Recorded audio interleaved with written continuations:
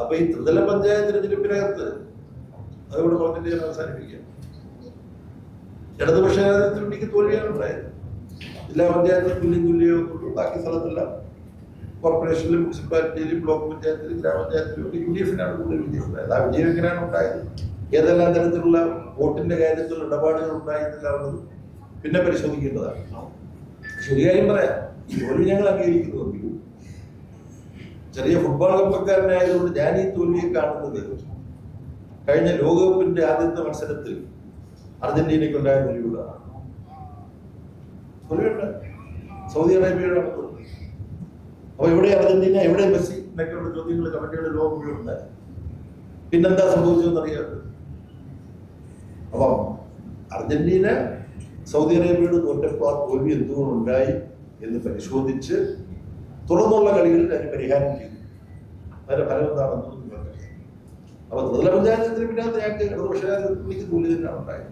പിന്നെ പല താരതമ്യങ്ങളും നടത്തുമ്പോൾ പ്രചരിപ്പിക്കുന്നവരുടെ തോൽവിയില്ല എന്നുള്ളത് ഒരു യാഥാർത്ഥ്യമാണ്. എന്നാൽ തോൽവി തന്നെയാണ്.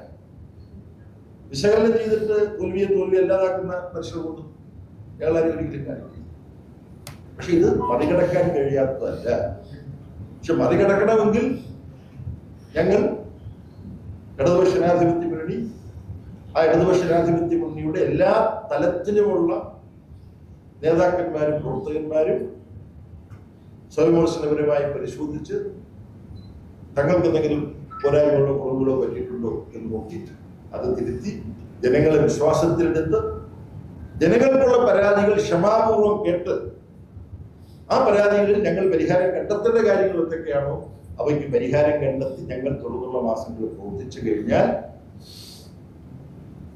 ജനങ്ങളുടെ വിശ്വാസം വീണ്ടെടുക്കാൻ കഴിയും എന്ന ശുഭപ്രതീക്ഷയാണ് ഞങ്ങൾക്കുള്ളത്. ആ പ്രവർത്തനങ്ങളിൽ ഈ 5ാമത് പഠന കോൺഗ്രസും നടക്കുന്ന ചർച്ചകളും ആ പഠന കോൺഗ്രസിന്റെ കണ്ടെത്തലുകളും പ്രധാനപ്പെട്ട ഒരു പങ്കുവഹിക്കും. കാര്യം ഗൗരവമായിട്ടാണ് CPIM ഇടതുപക്ഷ ജനാധിപത്യ മുന്നണിയും കേരളത്തിന്റെ ഭാവിയെ കാണുന്നത്. UDF-നെയും കോൺഗ്രസിനെയും പോലെ ഉപരിപ്ലവമായിട്ടല്ല, പാരഡിഗാനമായിട്ടല്ല കേരളത്തിന്റെ ഭാവിയെ ഇടതുപക്ഷ ജനാധിപത്യ മുന്നണി കാണുന്നത്. അത് ഈ പഠന കോൺഗ്രസിലൂടെ വ്യക്തമാണ്.